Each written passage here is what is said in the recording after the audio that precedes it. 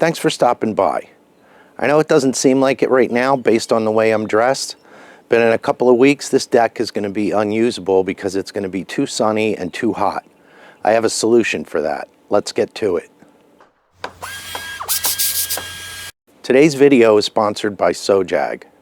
They provided me with one of their hardtop gazebos, and I'm going to show you how easy it is to put it together. The model I'm going to be putting together today is a Mykonos. It's pretty big, it's 12 by 16, but they have lots of different sizes and different models, and they're all going to go together pretty similarly. When you order your gazebo, it's going to come shipped by truck, probably not FedEx, and it's going to be delivered to your driveway, and the box is probably going to be too heavy for you to carry in one spot to where you're going to put it together. So you're going to need to open the box and carry the pieces individually. That's what I'm going to do right now. Wait right there. I'll be right back. I carried everything out here, and as you can see, it's warmed up enough I can put on a short sleeve shirt. Don't be overwhelmed by all these parts. Everything came packed neatly. It's all labeled properly, and it looks like this is going to go together pretty easily. In the instructions, there's a nice checklist here. It tells you how many of each piece you should have. And like I said, everything's labeled, so it was easy to go through this, make sure I have everything. And then you have these little cardboard things with all the screws and some other hardware here. Whenever I'm working on a project that has a lot of parts, I like to use these little trays from the dollar store. That way, if I drop something, I don't have to worry about the screws getting lost in the grass or falling in the cracks of the deck. You're probably thinking at this point, this is a DIY channel, why aren't you building this thing out of wood? Short answer is, the price of wood is still really high. And then you have to deal with pressure treated lumber or cedar or redwood, something like that.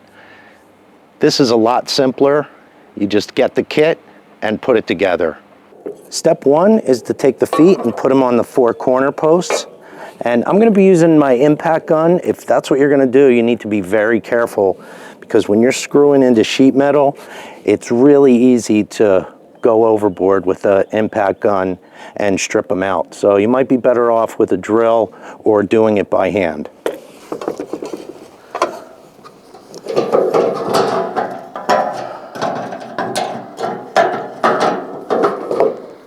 And it's always a good idea to start all your screws first on each piece before you tighten anything up.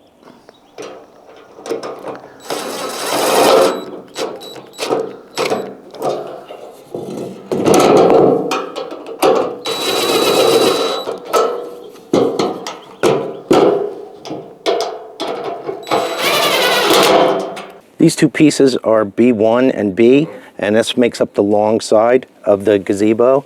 Just before you put it together, make sure you put these little hooks in for your screen or your enclosure if you have that option.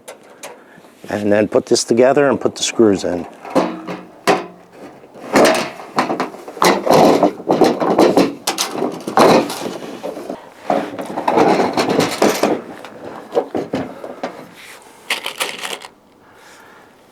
And again, you want to make sure that you get all the screws started before you tighten any of them up.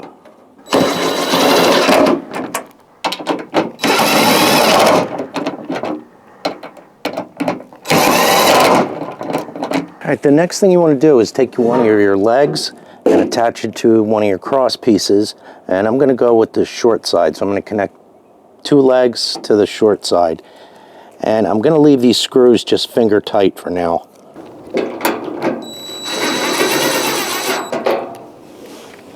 Don't let me forget to tighten them up later.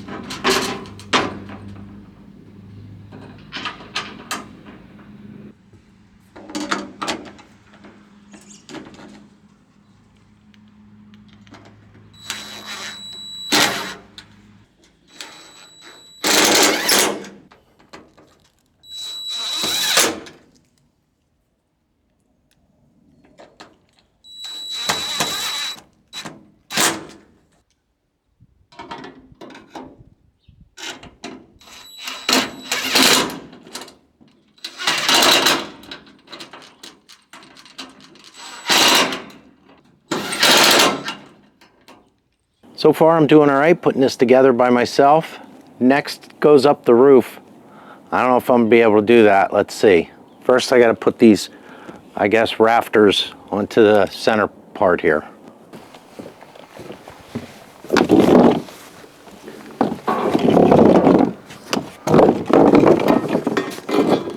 And I've left all these screws a little bit loose. Now I gotta somehow flip this over and get it on top. Let's see what happens.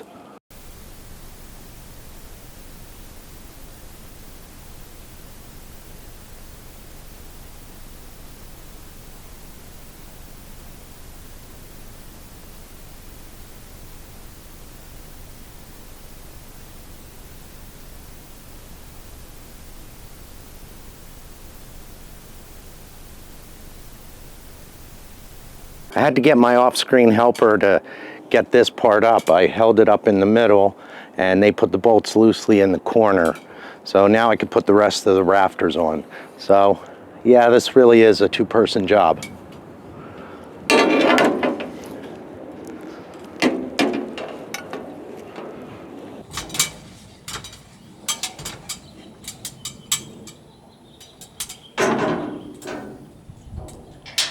If you're going to be attaching your gazebo to a deck like I am, you need to use long screws like this. These are 3-inch deck screws, and you need to go into the framing. You can't just screw into the deck boards because the screws aren't going to be holding enough material because of wind and things like that.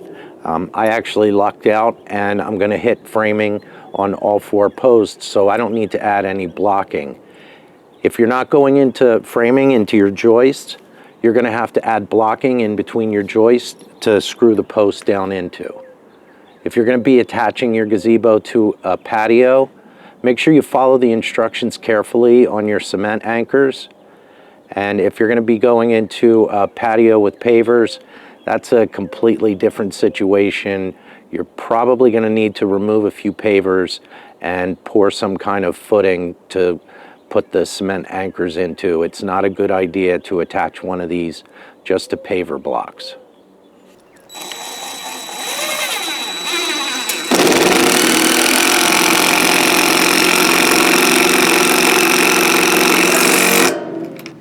Except now my battery's dying.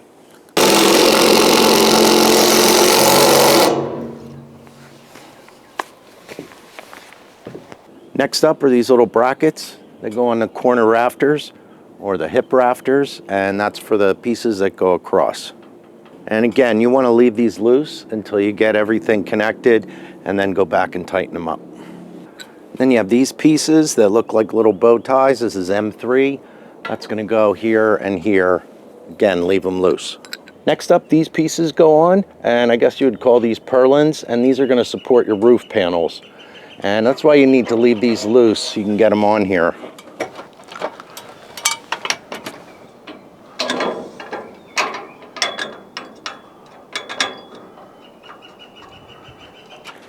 And again, leave all this loose until you get everything put on, and then you can go around and tighten everything up.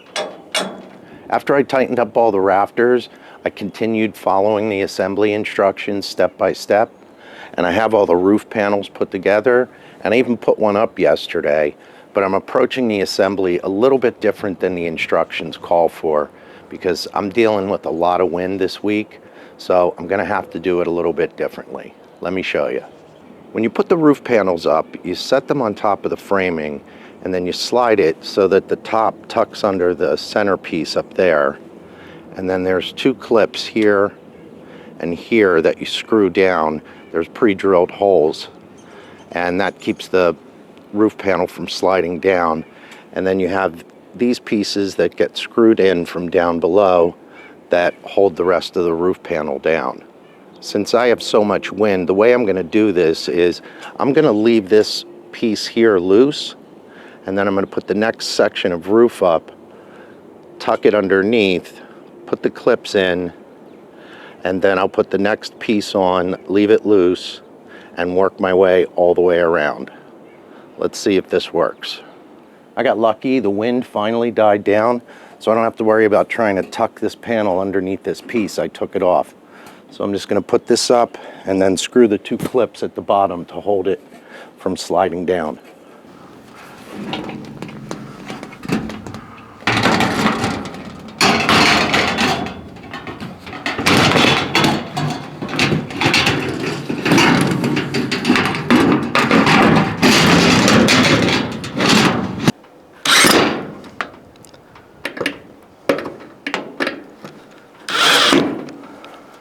All right, I have the two clips in. The panel's not going to slide down, but I do have to tuck the top of it underneath. I'm sure this will be a lot easier with two people.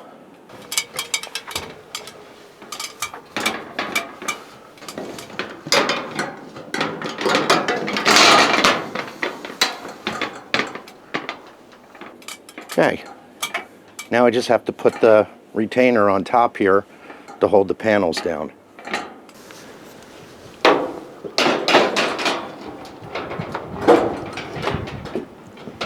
And of course the retainer also has to tuck underneath the top. Right, now I just have to work my way all the way around, put the rest of the roof panels on. Well, I got the roof panels all on, and I hung up the screens, and it's great. This is much easier, much less expensive than trying to build something out of wood, and it's much quicker.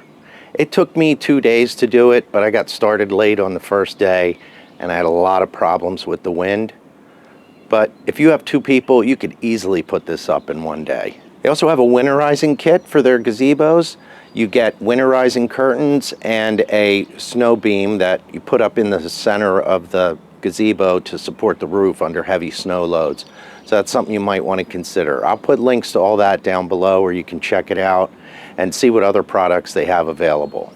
I hope you found this video interesting, helpful in some way. Thanks for watching.